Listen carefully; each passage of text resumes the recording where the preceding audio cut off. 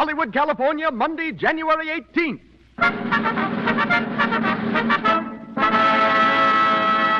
The Lux Radio Theater presents Edward G. Robinson in Criminal Code with Beverly Roberts, Paul Guilfoyle, and Noel Madison.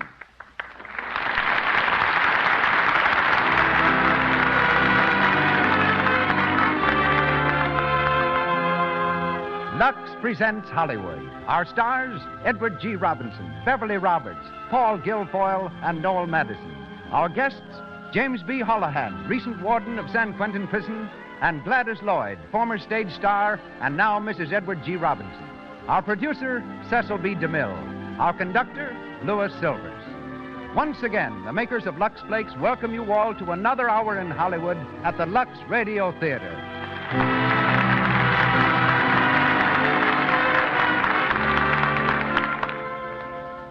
Every woman should know what Lux Flakes can do for her hands.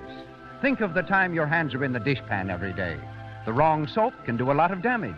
It may contain harmful alkali that dries up the oils which protect your skin and keep it soft. Then your hands look red, rough, and old.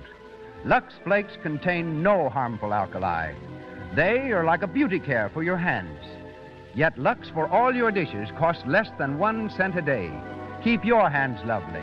Start using Lux for dishes tomorrow. And now, our producer. Ladies and gentlemen, Mr. Cecil B. DeMille.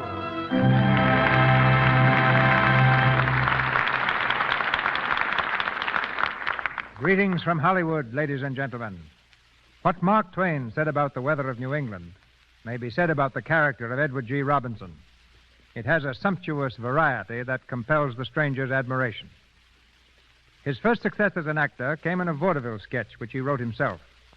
It was followed by a brilliant career on the stage, including 10 productions with the New York Theater Guild, topped by his appearance in the title role of The Kibitzer, of which he was co-author. After a friendship of several years, I've learned that Mr. Robinson speaks 7 languages, owns one of the finest private collections of modern art in this country, can put an egg in his mouth and turn a handspring without cracking the shell. Also, he is a heavy drinker of milk. Qualifies as an expert on diamonds, consults his wife regarding every part he's offered, and is a profound lover of good music. Mr. Robinson's next film is Kid Galahad. We hear him tonight as Martin Brady. The part of Robert Graham is taken by Paul Guilfoyle, heard recently from our stage in Men in White. Beverly Roberts, descendant of Edward Jenner, who discovered smallpox vaccine, dropped her ideas of doing medical research herself to join the civic repertoire of Eva Le Gallienne. Abroad and practically penniless, she sang songs in a Paris cafe for 5 francs and 2 meals daily. Later, she was singing in a New York nightclub when a scout from Warner Brothers heard her. Rushed to Hollywood, Miss Roberts has made 5 pictures in 9 months and is currently starred in God's Country and the Woman. Tonight, she becomes Mary Brady, the warden's daughter. Noel Madison plays the part of Galloway. Thus acquainted, we now present our stars in person. Ladies and gentlemen, Edward G. Robinson, Beverly Roberts, Paul Guilfoyle, Noel Madison in the Lux Radio Theater production of Martin Flavin's play, Criminal Code.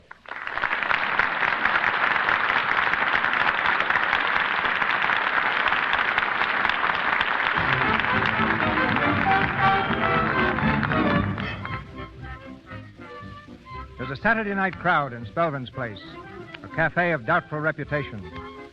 Seeming curiously out of place in these surroundings is Bob Graham, a well-bred, good-looking young fellow of 22.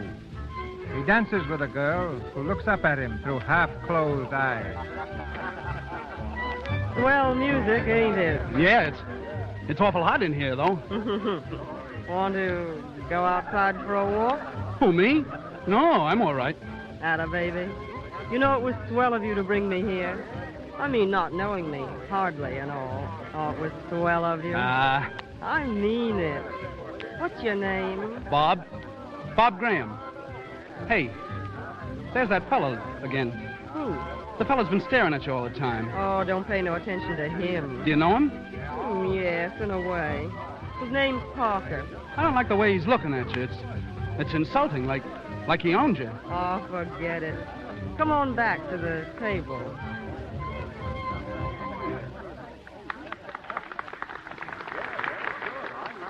Feel all right now? Well, sure, I'm okay. Hello, Gertie. Oh, hello, Mr. Parker. Having a good time? Sure, why not? Well, come on over to my table. I got a party there. Thanks, but I'm with Mr. Graham. Sorry. Oh, come on now. Keep your hands to yourself. Hey, just a minute, Mr. Parker. What? If the lady wants to go with you, it's all right. But if she wants to stay here, she's going to stay. Hey, listen, kid, I know her. She'll go where the cash is easiest. Why, you... You take that back. You apologize, do you hear? Beat it, kid. Apologize. Go on before you get in trouble. Come on, Bob, let's get out of here. You're staying, Gertie. Sit down. Take your hands off of you, dirty... Why, you... Look out, he's got a gun! What happened? He hit him with a bottle. Come on, get out, Bob, get out of here. No, I... Say, what's the matter? What started this fight? I seen the boss's fellow here. He hit Mr. Parker with a bottle. He insulted this lady. I didn't mean to hurt him, but he reached for a gun. I thought he... Yeah? Well, hold on to this guy, Eddie. I'll get the cops.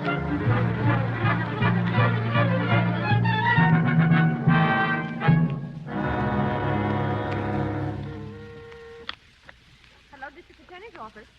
Hello, Mr. Brady's wire is busy now. Hello, District Attorney's office. Mr. Brady is busy just now. Will you hold on? All right. What about it? Only happened Saturday night. Give me a chance. Yeah, I'll see the kids in a couple of minutes.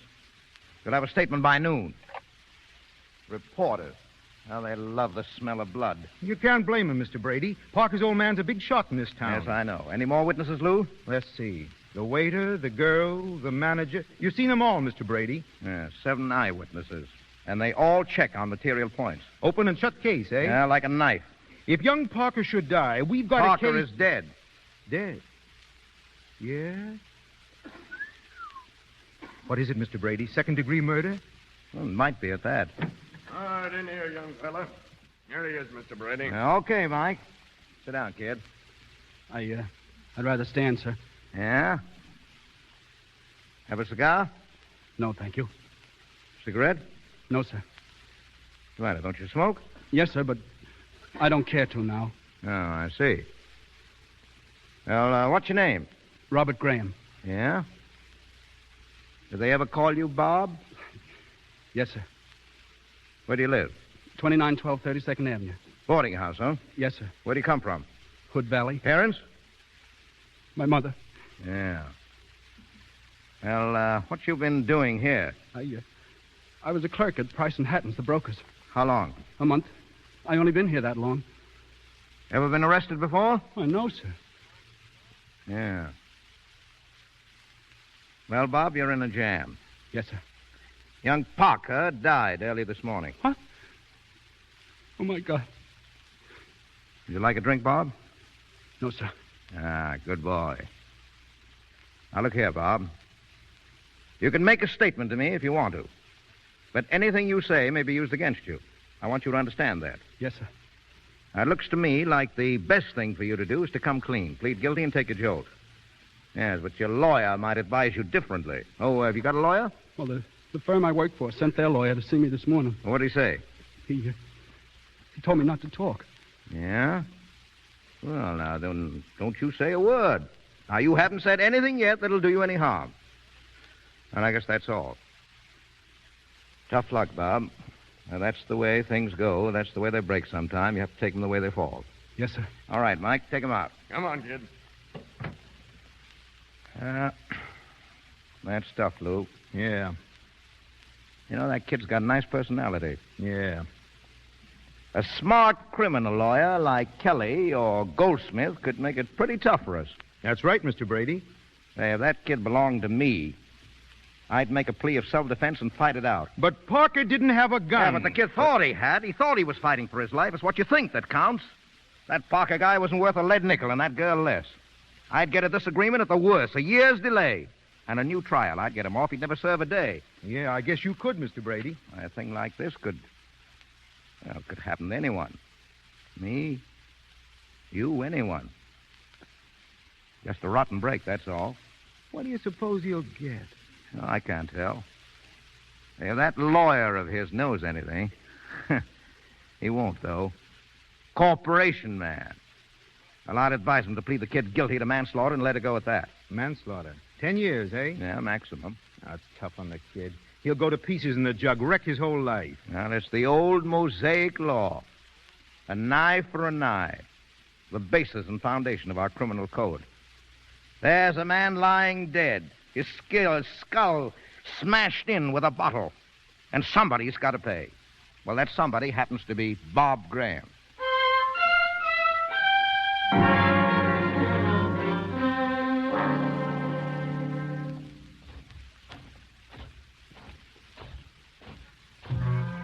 Robert Graham, manslaughter, 10 years, number 23499.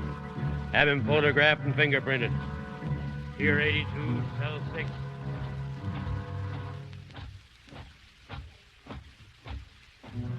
Number 23499. Manslaughter, 10 years. Previous occupation, broker's clerk. Put him in the jute mill. We can't use any more clerks.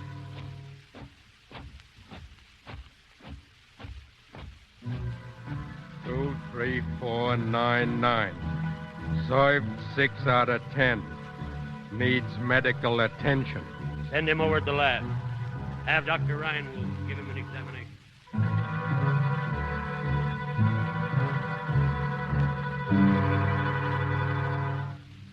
All right. You can put on your shirt now. You're not sick, do you understand? You say you have no appetite. You can't sleep. But physically, you're not sick. What do you say, Dr. Kellogg? Nothing physically wrong. You see, I can find nothing wrong with you. My assistant can find nothing wrong with you. You're neurotic.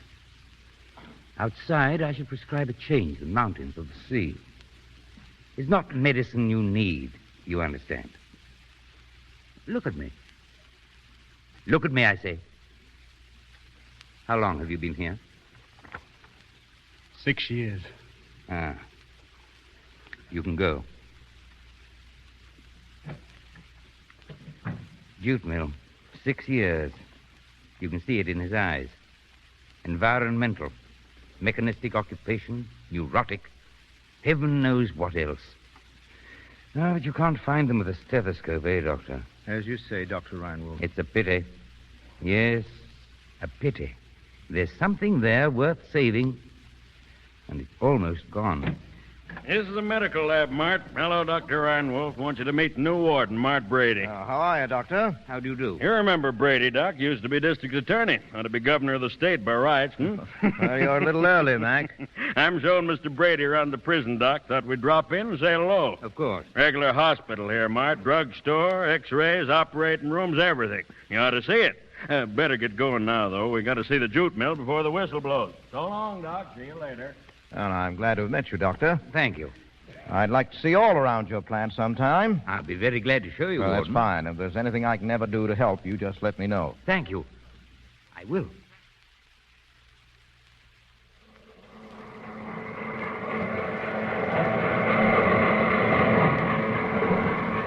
There, take a slant at that. Some factory, eh?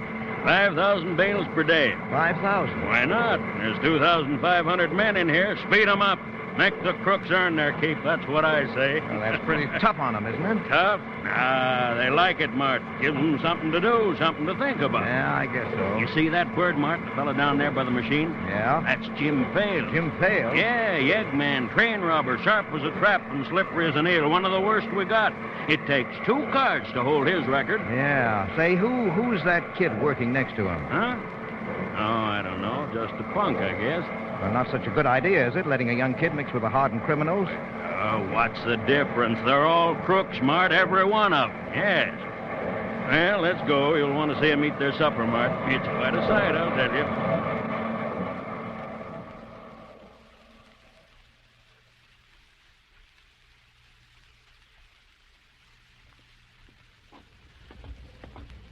And right after supper, we stick them in the cells. This is the new cell block right here, Mart.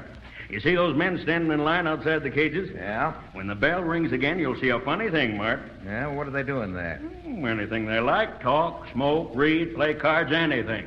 Till 9 o'clock. No, that's tough. That's pretty tough. No, they like it. They're champing at the bit to get in now.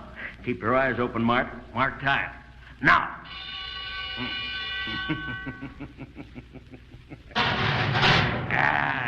That's system, Mart, system, you see? One lever locks the door of every cell. Yeah? Hey, tell me, are those floodlights on all night? Huh?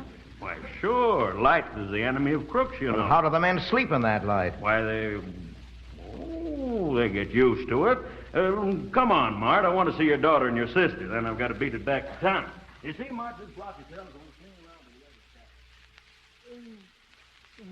swing around Ah, gee. If they'd only put out those lights and let a guy sleep. You asleep, Bob? Bob?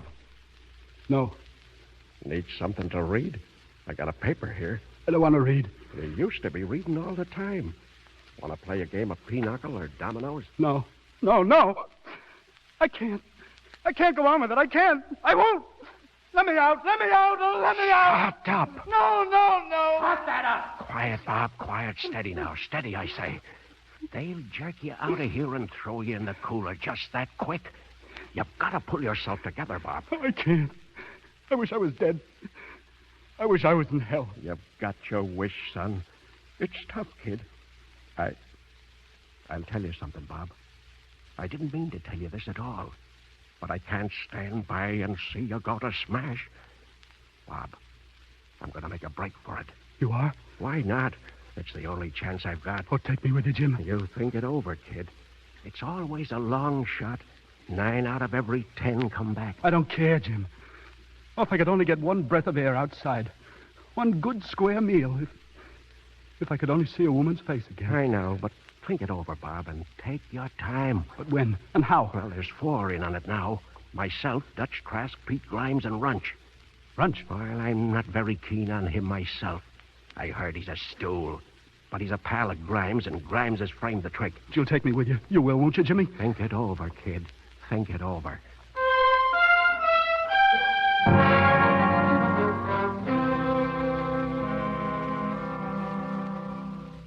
I tell you, Mary, this is no place for your father. He'll never be happy here.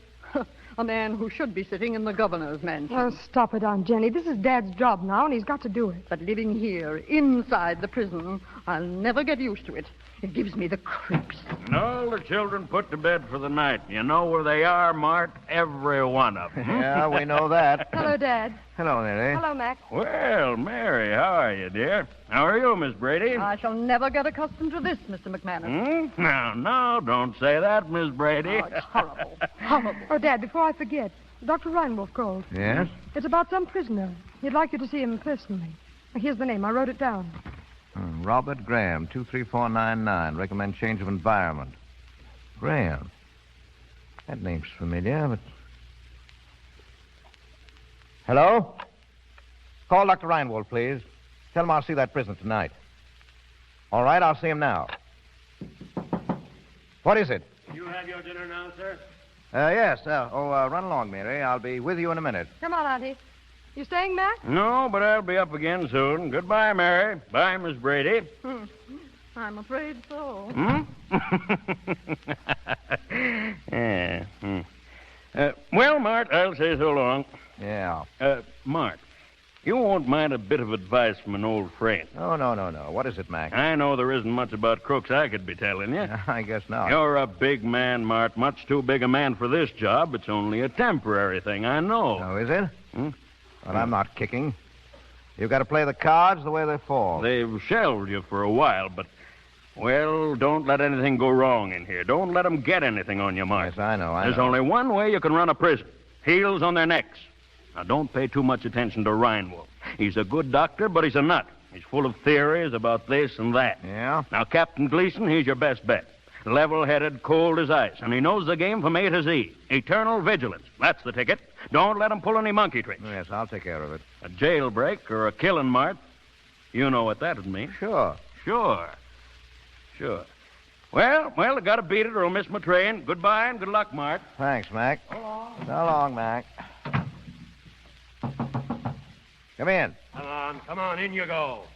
Evening, Warden. Evening, Captain. Here's number 23499, Warden. Dr. Reinwolf said you'd see him. That's right. Here's his record, sir. Oh, thanks. Sit down, Graham. Your name is Graham, isn't it?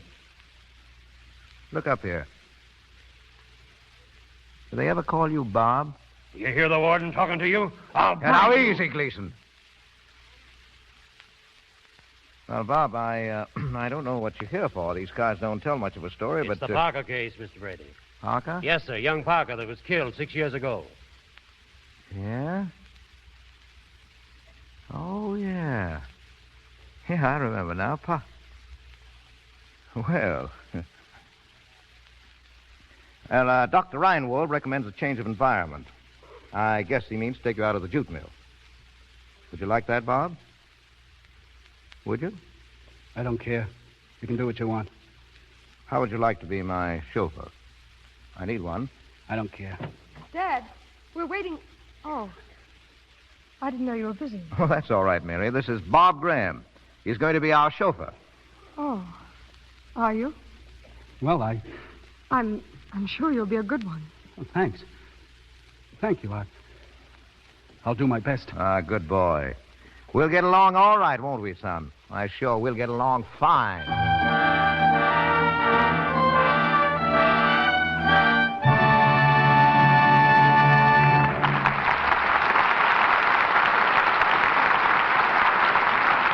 We will continue with Edward G. Robinson in Criminal Code shortly from the Lux Radio Theater.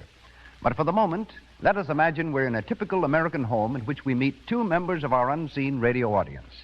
In the living room, in front of an open fire, the Murrays are listening to our performance of the Criminal Code. Powerful play, isn't it, George? I certainly enjoy the Lux Radio Theater. Yes, so do I. And we're in the front row pretty regularly. That's right. You know, George, I've been enjoying the shows more lately. I haven't had a lot of odd jobs to do while I listen. Yes, my dear, you do seem to have more time to take it easy now. Well, one thing, that mending basket isn't nearly so full these days. Matter of fact, I can thank Lux for that, too. Mm-hmm. Why, since I began washing socks and stockings in Lux Flakes, I haven't had to do anywhere near so much darning. Your socks wear much longer, and I haven't had a stocking run in ages. Lux Flakes do cut down on tiresome darning. You don't have to mend nearly so many stocking runs or holes in the menfolk's socks either. That's because Lux saves the elasticity of the threads.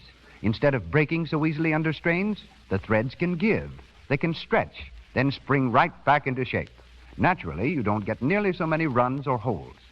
So, to keep your stockings and your husband's socks in good condition longer, always use Lux Flakes. Once again, Mr. DeMille. We continue with Criminal Code, starring Edward G. Robinson with Beverly Roberts, Paul Guilfoyle, and Noel Madison.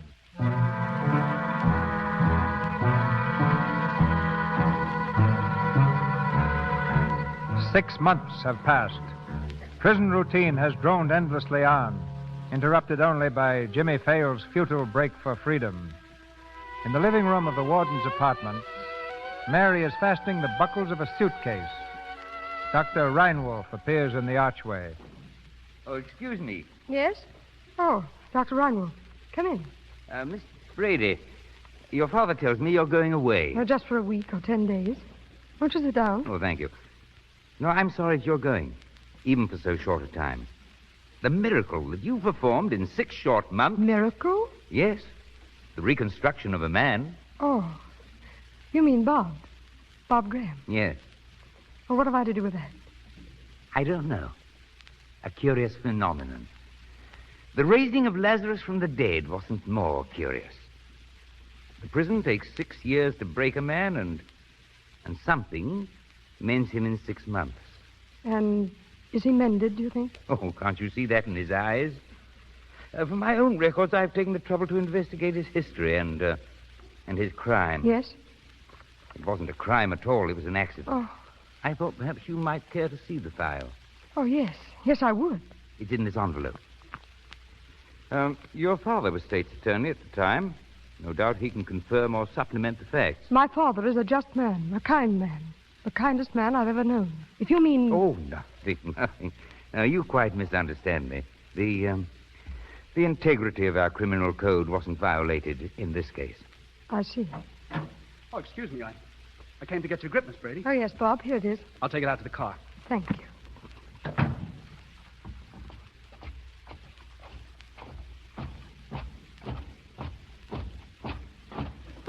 Hey, Bob.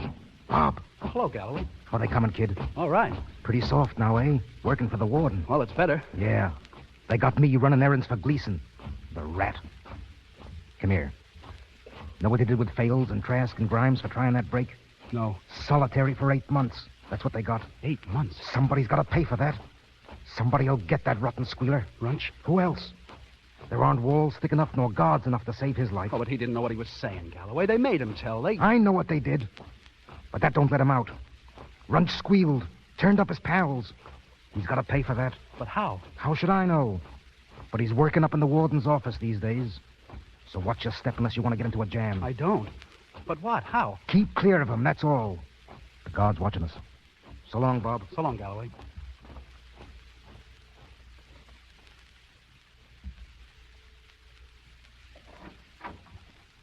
Bags in the car, Miss Brady. Thank you, Bob. Will you be gone long? Only a few days. Oh. Is there anything I can do for you, Bob, outside? No, thank you. Anyone I can see? No, there isn't anybody now. My mother died 3 years ago. Oh, I didn't know. She used to come and see me every month until she died. It kept my courage up. Afterwards, I began to slip, I guess. You know, it's awful hard to try and make yourself believe that it's worthwhile to try. I know. They all think they've had a rotten deal. That's all you hear. Bad luck, tough breaks. That's all they talk about. It gets under your skin in time, and it fills you up with bitterness and hate. That's all there is in here. Bob, are you bitter? No, not now. I was, but I seem to see more clearly now. My father's trying to get you parole. Yes, I know. But that doesn't matter so much to me now. Well, why do you say that? Well, I mean, if you stay here. You don't mean that. Yes, I do. It isn't like it was before at all. If I can see you every day, just to see you, then when they lock me up at night, there's something to think about, to wait for until tomorrow. Bob, what will you do when you're free again? I don't know. I've thought a lot about it, too. Do you think it'll make any difference to people? What? That I've been in prison? It shouldn't. No, it shouldn't, should it? When a thing is paid for, that should end it, but... Well, they don't think that in here. They say it does. They say that's why so many who go out come back. Would it make any difference to you? No, Bob. Mary. For heaven's sake, Mary, are you still here? Why, I'm just leaving, Aunt Jenny. Goodbye. Goodbye, dear. Have a good time. Goodbye, Bob. I'll walk to the car with you.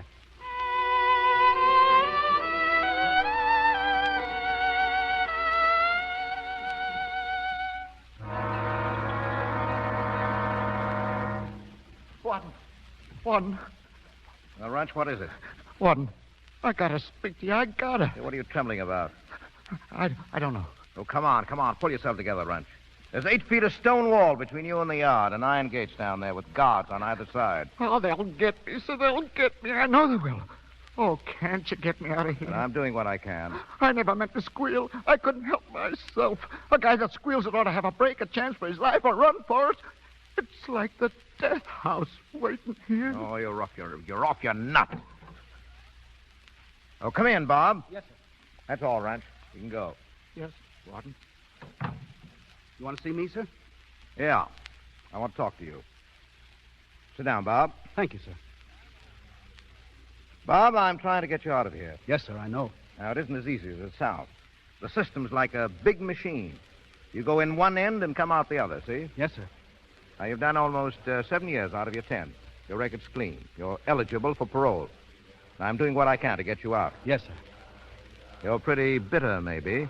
I don't know. No, sir. Not now. Ah, well, so much the better for you. Most prisoners are, and then the fight goes on forever. You only paid according to the law, that's all. The state's attorney has to fight like mad for that.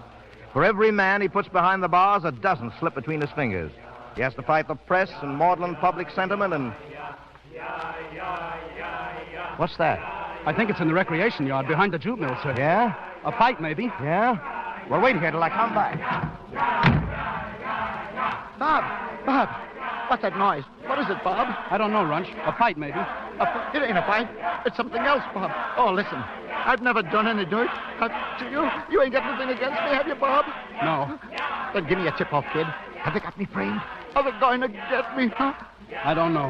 Oh, you do? You're down in the yard. You know what's going on. You're holding out on me. Oh, have a heart, kid. Have a heart. Give me a chance to break it. Bob! Galloway, what are you doing here? Get out quick. No. Don't go, Bob. Don't leave me. He's come to get me. Get out, Bob. Look, he's got a knife. He's got a knife. Oh, Galloway, you can't. Shut up and get out of here. Don't touch me. Let me go. You're going to get what's coming to you, you lying sneaking... Galloway, stop it.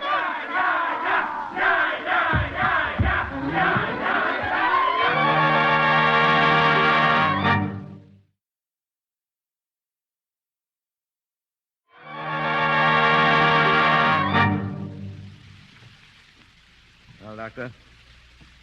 Come on. What is it? He's dead, Warden. Dead?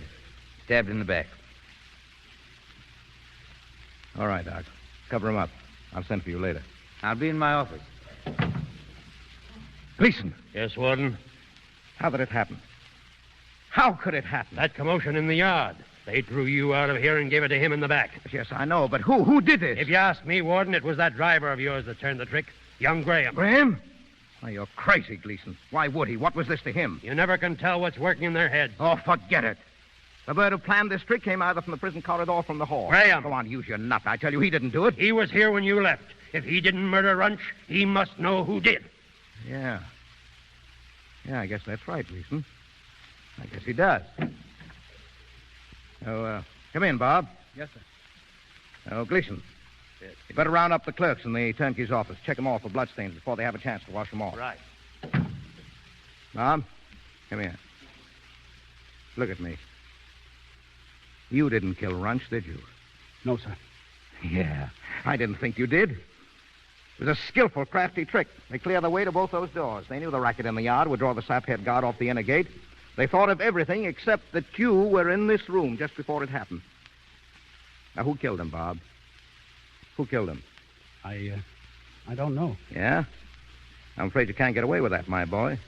I go out of this room and leave you here, and Runch is alive. When I come back, you're outside in the hall, white as chalk, and Runch is dead or dying. Now, you knew that, didn't you? Yes. Yes. And yet you say you don't know who did it.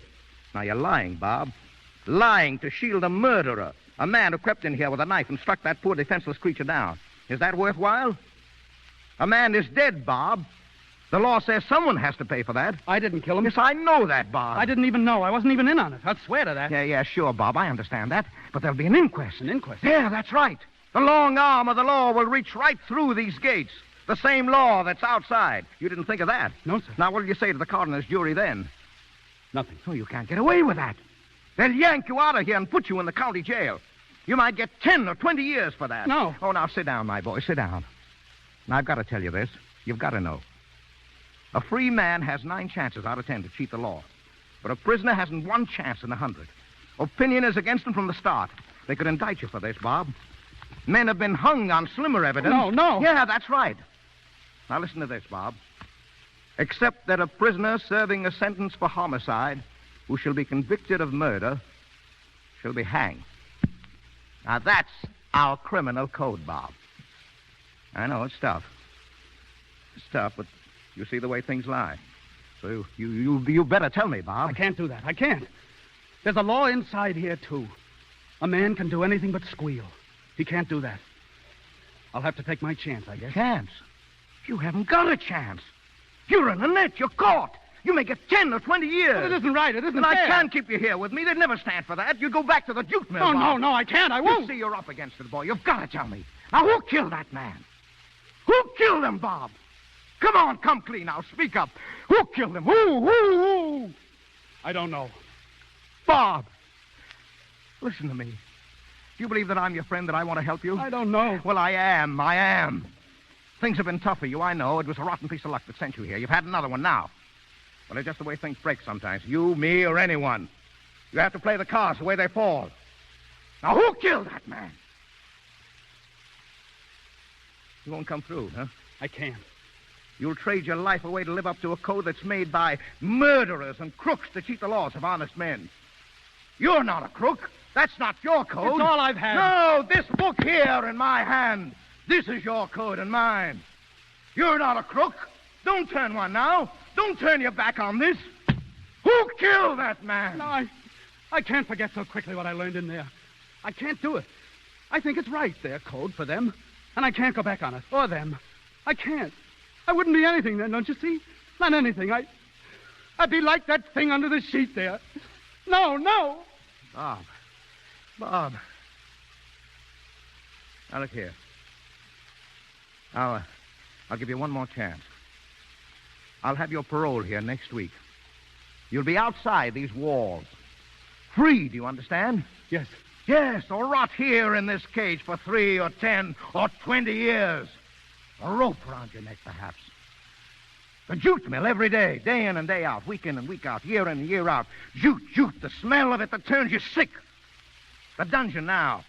A bucket meal each 7 days, cold slop, and bread and water in between. No ray of light, no air, no sound, no human voice. Black emptiness, that's all. No, for what? For what? The prison rules. A prisoner must obey.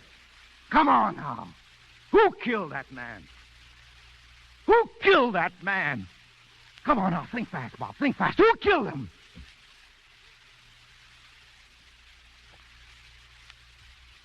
Oh, take him away, Gleason. Put him in the dungeon. Lock him up. Yes, sir.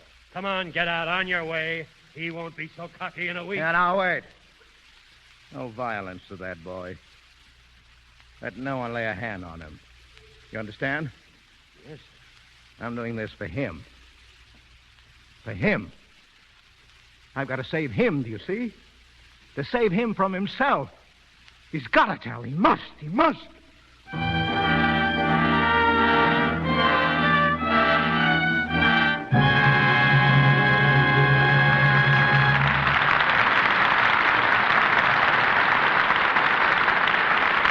Pause for station identification. This is the Columbia Broadcasting System.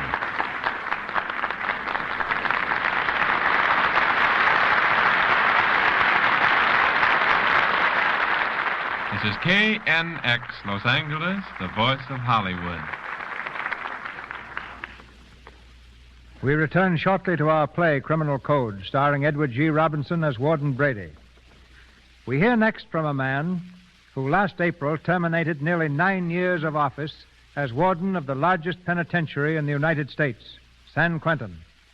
One-time United States Marshal and County Sheriff, he is now State Senator James B. Holohan. The Lux Radio Theater takes you to the capital of California, Sacramento.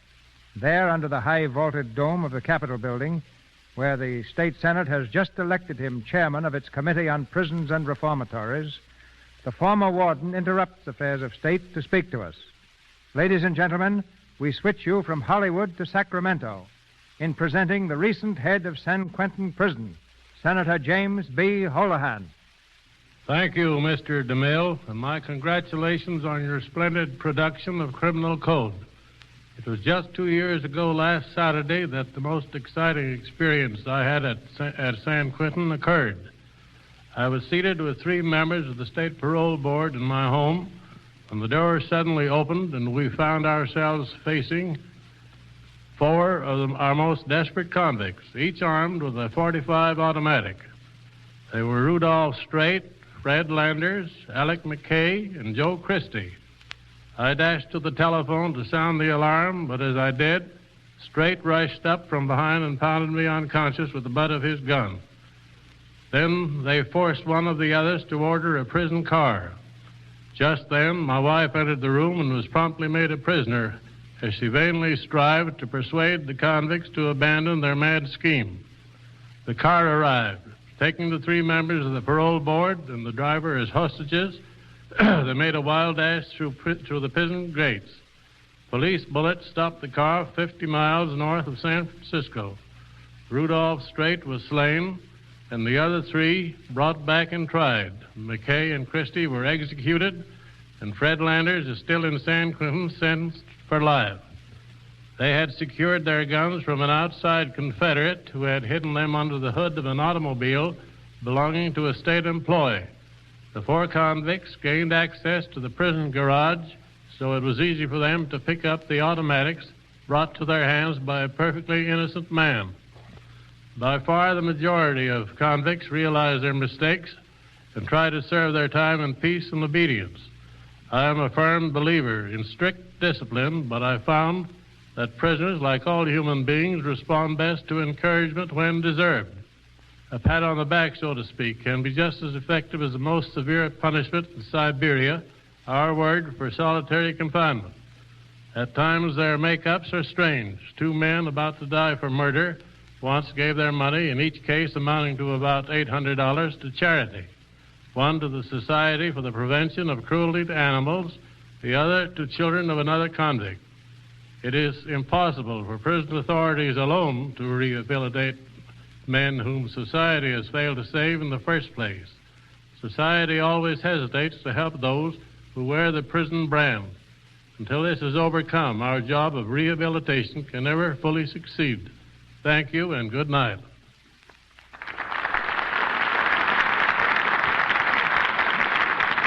Thank you, Senator Holohan. Back to Hollywood and Criminal Code, starring Edward G. Robinson with Beverly Roberts, Paul Guilfoyle, and Noel Madison. A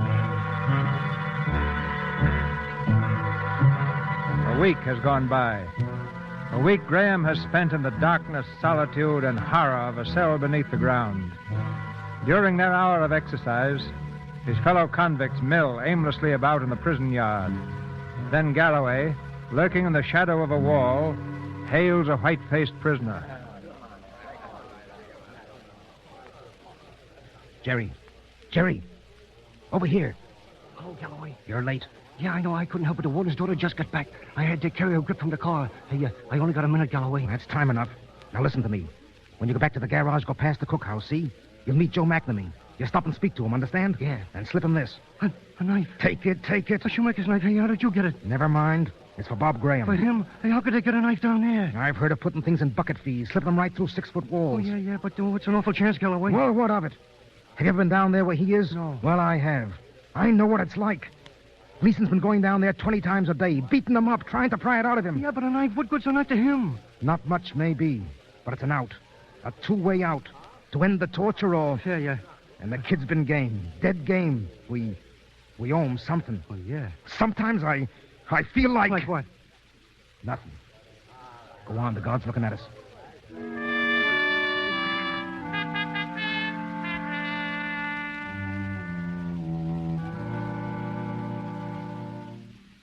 Oh, you wish to see me, Warden? Yes, I do, Doctor. Come in. I want to ask you about Graham. I looked him over this morning, as you ordered. Physically, of course, a week of bread and water in the dark has an effect. Deterioration does occur, but I'm less concerned with that than... Than what? Well, I mean the spirit, the morale, the man himself. Yeah. He's sullen now. It's difficult to see into his eyes.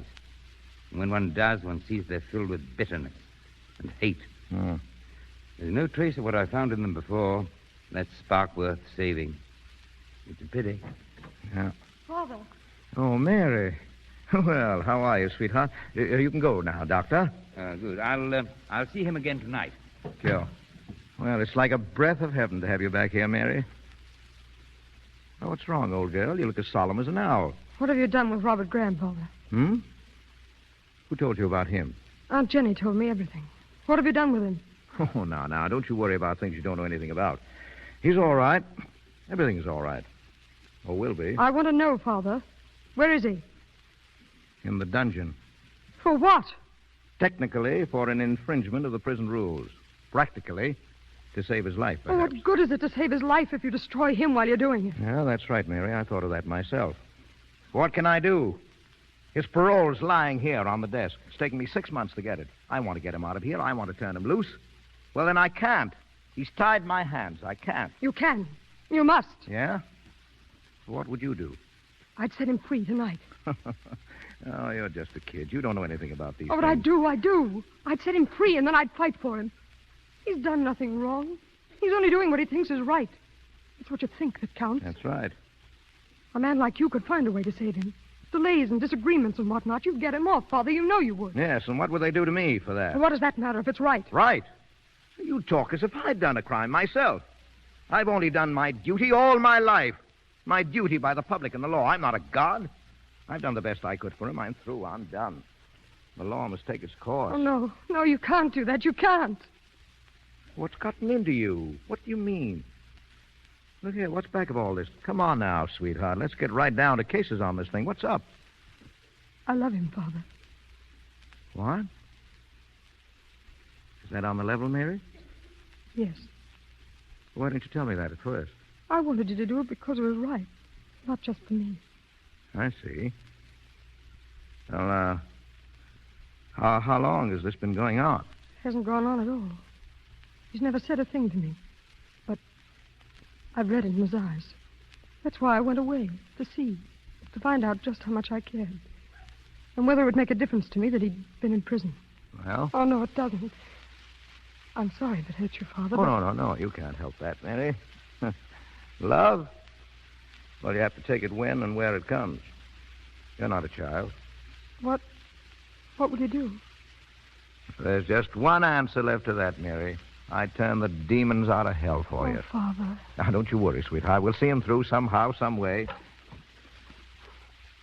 Hello? Warden talking. Find Captain Gleason and tell him to send number 23499 up to my office. Yeah, that's right, 23499. Thank you, Father.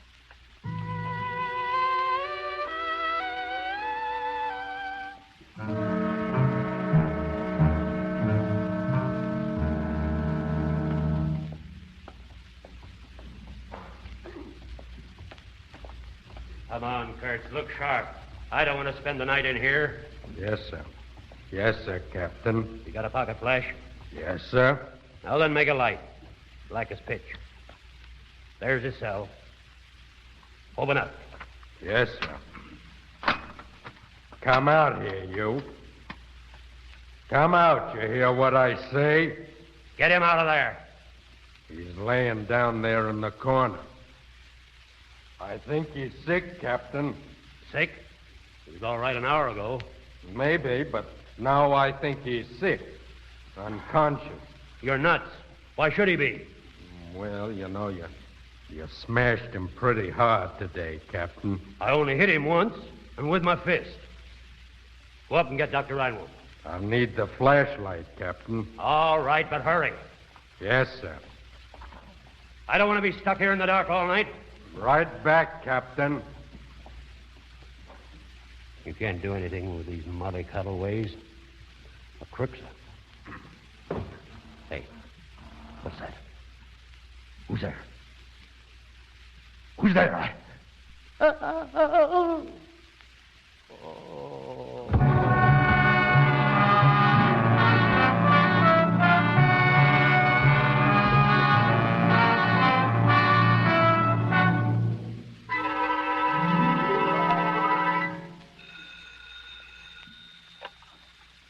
Hello? Yes, I did. Send him up. It's Bob. He's on his way up. Father. Now, listen, honey, he'll be changed, see? A week in the dungeon will change anyone. Now, don't pay any attention to how he looks, do you hear? Oh, I won't. Is the car ready? It's waiting downstairs now. He'll be out of here in 5 minutes for good. Oh, thank God.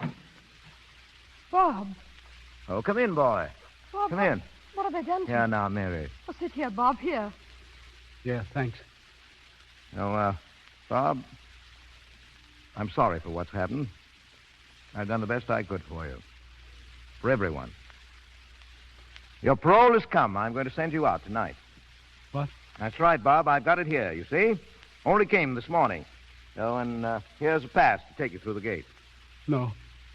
Sure, we'll beat them, Bob. I don't know how, but we'll beat them some way. No. It's too late. Too late? What do you mean? How do you say that? Gleason. I just killed him. Oh, What? God. Hey, what you saying, boy? You couldn't. I killed him. I didn't know, you see. I thought he'd only come to torture me again. I couldn't stand it anymore. I didn't have the strength. He's come so many times to threaten me, beat me. I couldn't stand it anymore. I couldn't. Oh, God. I killed him. I'm not sorry. No one has any right to make another being suffer as I did in there. Father. Oh, I can't beat this, Mary. I can't. They know it now. They're looking for him in the yard. No, there must be No, some way, nothing, some way. Mary, nothing. Well, it's just the way the things break sometimes, the way they break.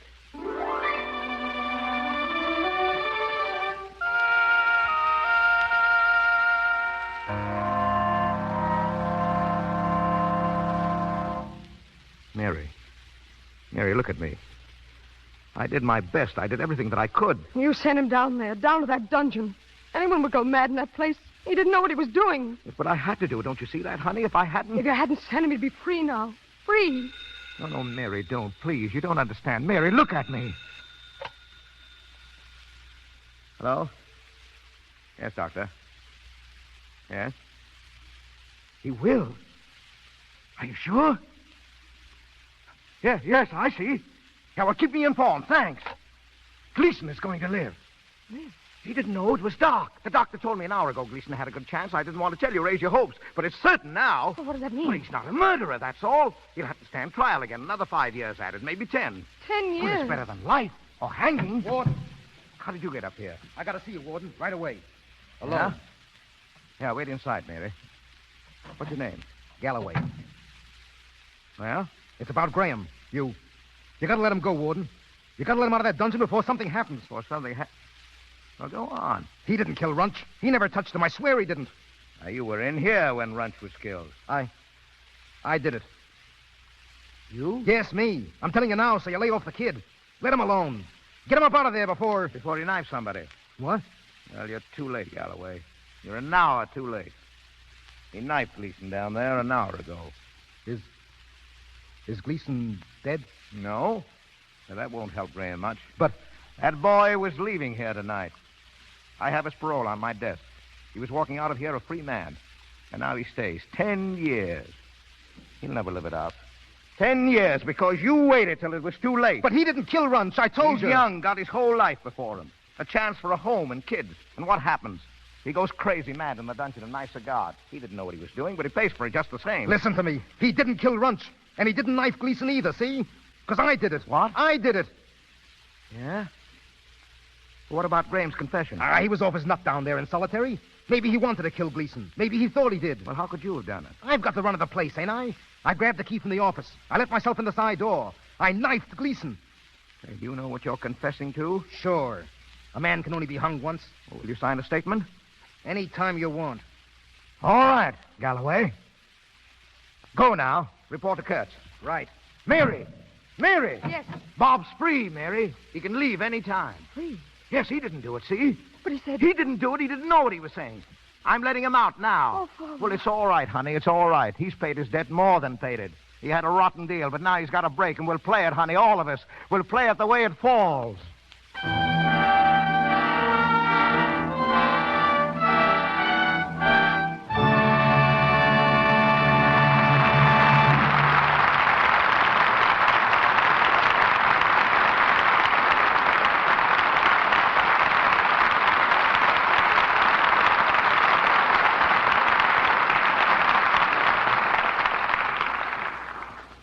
As John Haywood said some 400 years ago, of a good beginning cometh a good end. When tonight's star, who will be back with us a little later, was appearing on the stage in The Racket, his leading lady was Gladys Lloyd. She still is. Only now her name is Mrs. Edward G. Robinson. A gracious hostess, a devoted mother, and one much interested in the cultural activities of the film capital. She's just returned from Europe with her husband. And as one who's been their guest several times, I'm delighted to reverse our positions and present Mrs. Edward G. Robinson.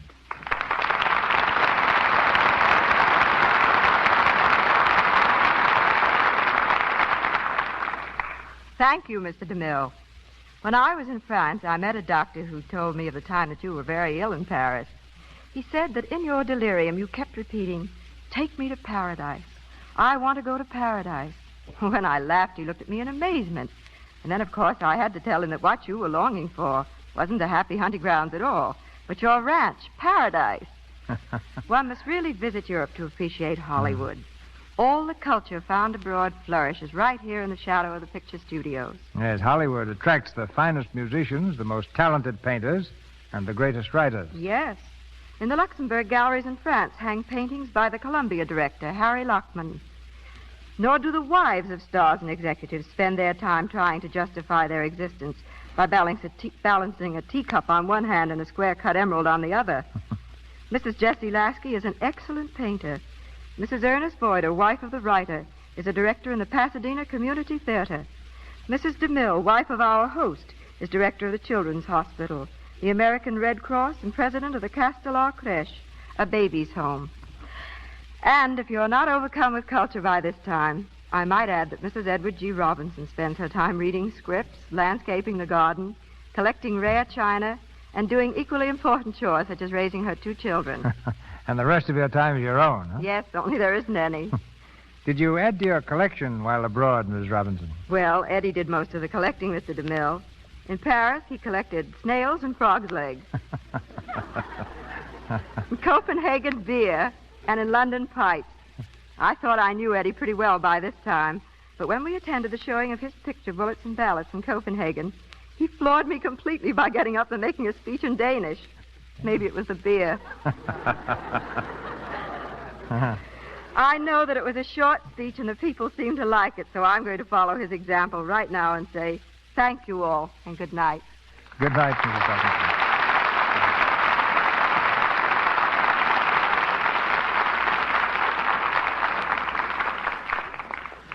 And now, a word from the other half of the Robinson household.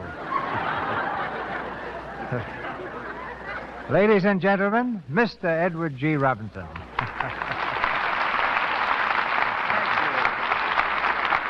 Thank you very much. I better not make too good a speech, or I might put my wife in the shade.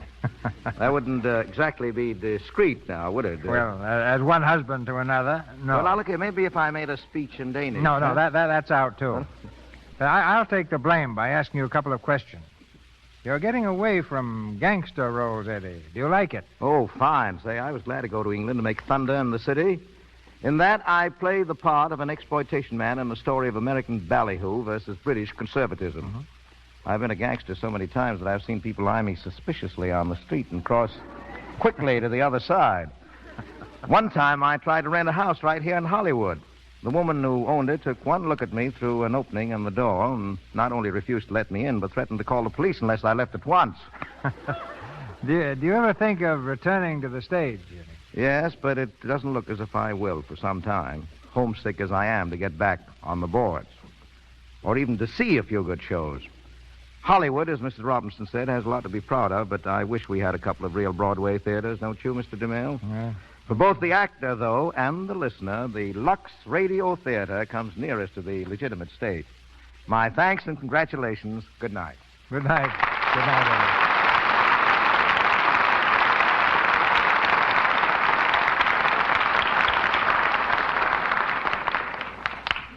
Thank you, Mr. Robinson. Ladies and gentlemen, this is your announcer, Melville Ruick. Mr. DeMille tells us of next week's program shortly. Our cast tonight included Walter Kingsford as Dr. Reinwolf, Lou Merrill as McManus, Earl Ross as Gleason, William Williams as Kellogg, Richard Abbott as Kurtz, Ernie Adams as Runch, Justina Wayne as Miss Brady, Joe Franz as Jim Fales, Hilda Haywood as Gertrude, Margaret Brayton as the operator, Ross Forrester as Jerry, David Kerman as the waiter, and Frank Nelson as Mike. Mr. Robinson and Miss Roberts appeared through courtesy of Warner Brothers, Mr. Guilfoyle, RKO, Mr. DeMille, Paramount, and Mr. Silvers, 20th Century Fox, where he was in charge of music for the new Shirley Temple film, Stowaway. Once again, Mr. DeMille. If the letters you write us are any indication, no star has appeared in the Lux Radio Theater enjoys greater popularity than Jeanette MacDonald.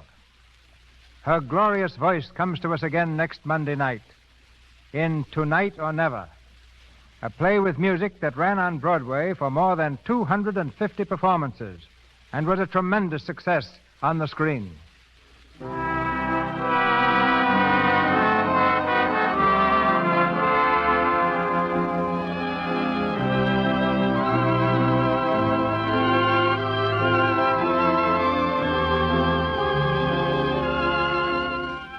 Our sponsors, the makers of Lux Flakes, join me in inviting you to be with us again next Monday night when the Lux Radio Theater presents Jeanette MacDonald with an all-star cast in Tonight or Never.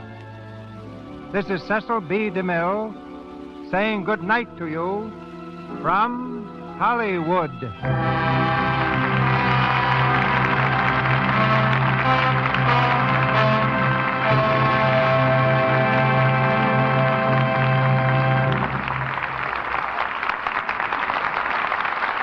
This is the Columbia Broadcasting System.